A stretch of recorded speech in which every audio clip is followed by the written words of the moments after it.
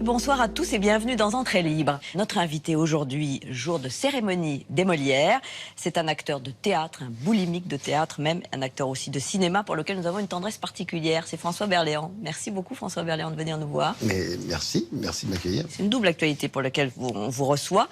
Vous reprenez d'abord Momo avec Muriel Robin, de Sébastien Thierry, qui est l'auteur et acteur de la pièce. C'est au Théâtre de Paris. Est-ce que vous avez des attentes particulières pour ce soir, les Molières?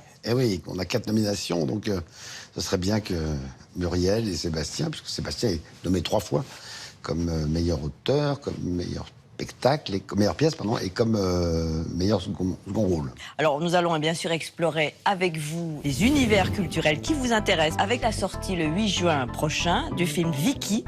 Vous partagez l'affiche avec notamment Victoria Bedos et Chantal Lobby. Et puis aussi, une nouvelle tendance qu'on va découvrir dans cette émission, la bande dessinée qui s'intéresse à la science. Et puis, nous irons à la rencontre d'une jeune humoriste que vous connaissez bien, puisqu'elle vous a proposé de faire un film. Elle est belge, elle s'appelle Nawel Madani. On va bien sûr d'abord revenir sur votre carrière au cinéma et au théâtre. Des seconds rôles au charme tout à fait particulier, des personnages de râleurs sympathiques, un humour britannique, votre portrait par Sébastien Thème. Plus d'une centaine de films et presque autant de pièces de théâtre à son actif pour l'acteur staccanoviste François Berléand, longtemps l'acteur le plus anonyme du cinéma français selon sa formule. François qui? Berluche?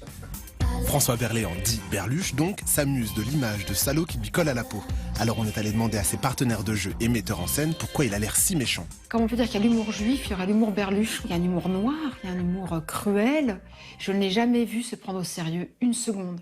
Et c'est pour ça qu'il peut jouer les salauds. Parce qu'il n'a pas peur de cette image-là.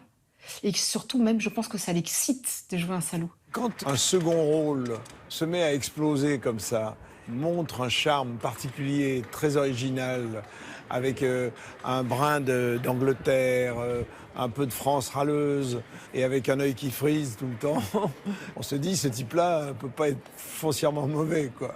Alors que oui.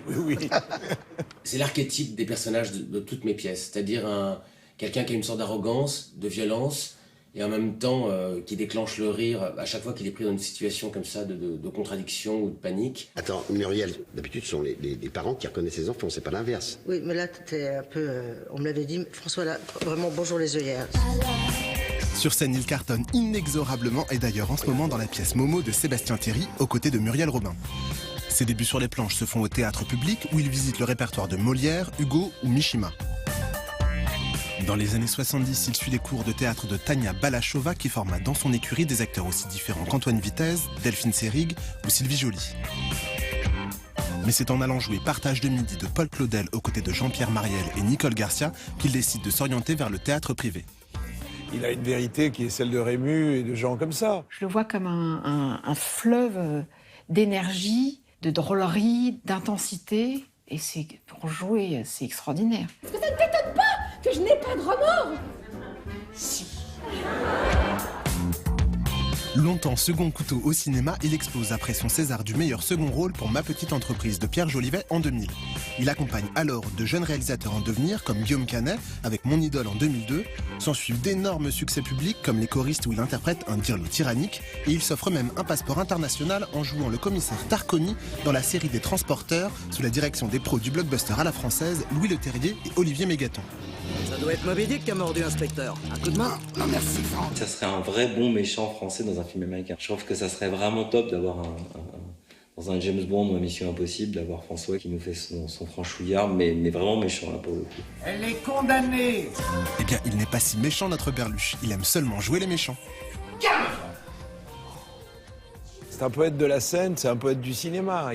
Il amène un truc de travers. Moi, je dis toujours, j'aime les acteurs de travers parce que la tour de Pise, elle est plus passionnante à regarder qu'une tour toute droite, très belle. Bon, mais elle est toute droite. Donc lui, on se dit, est-ce qu'il va tomber ou pas? Est-ce qu'il va tuer? Est-ce qu'il va pas tuer? Bon.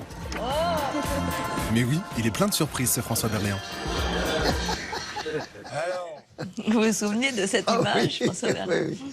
Ah oui, Claude Chabrol, oui. Ça... Un acteur tour de Pise, un acteur de travers, dit Bernard Murat. Qu'est-ce que ça vous inspire? Vous vous sentez un acteur Ah oui, c'est différent? sûr, je ne suis pas trop droit. Donc Je sais pas, c'est peut-être sur mes origines peut-être qui font que... Russe. Oui, russe, voilà. Donc l'âme slave peut-être fait... On est un peu de travers, je sais pas. Alors vous êtes, on l'a dit, de nouveau sur scène avec Muriel Robin, donc un couple qui fonctionne tout particulièrement, alors que vous n'aviez jamais joué avec elle. Jamais. Mais ça, la magie du théâtre, puis la magie du théâtre de Sébastien Thierry, c'est qu'il écrit tellement bien qu'on a l'impression que qu'on a déjà joué la pièce, qu'on se connaît depuis toujours avec Muriel.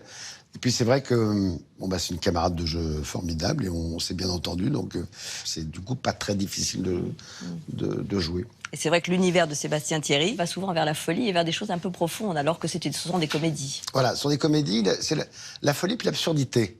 Il part toujours d'un postulat absurde. Là, en l'occurrence, c'est un homme de 40 ans qui surgit dans notre vie et qui dit qu'il est notre fils. Alors qu'on sait bien qu'on n'a jamais eu d'enfant dans notre vie. Donc, voilà, c'est le postulat de départ. Et finalement, au fur et à mesure, ma femme, Muriel, donc, va penser vraiment qu'elle est mère de cet enfant. Alors que voilà, pour moi, c'est l'inverse. Avec toutes les questions sur la filiation qui sont Absolument. évidemment qui nous touchent tous. Alors on a vu évidemment tous les rôles que vous avez pu jouer, on n'a pas vu tous bien sûr, mais quelques exemples. Est-ce qu'il y a chez vous le plaisir des mots, le plaisir des textes classiques, enfin d'une langue classique? Oui, bien sûr. Mais moi, j'ai commencé dans le théâtre subventionné. Dans le théâtre subventionné, on fait beaucoup de classiques, etc. Donc le plaisir des mots, je l'ai eu tout de suite. J'ai eu cette chance-là. Et puis, maintenant, c'est vrai que dans le théâtre privé, c'est un peu plus dur de faire du théâtre classique. Donc, Dieu merci, je l'ai eu en amont, ce qui fait que ça me permet de jouer justement droit aussi et pas toujours de travers, comme ma personnalité le voudrait. Donc, ça veut dire qu'aujourd'hui, vous êtes dans le registre de la comédie assez résolument, François Berléand. Oui. On me propose que ça pour l'instant. Donc peut-être que quand je serai encore subclaquant, peut-être qu'on demandera de jouer des rôles tragiques, mais bon, je les jouerai avec plaisir. Il faudrait que je rentre au français pour pouvoir... Ah bah voilà qui est une bonne idée. Oui, mais bon, on n'a qu'une vie, donc ça va être un peu difficile. Donc c'est non. Non, on ne me l'a pas proposé de toute façon.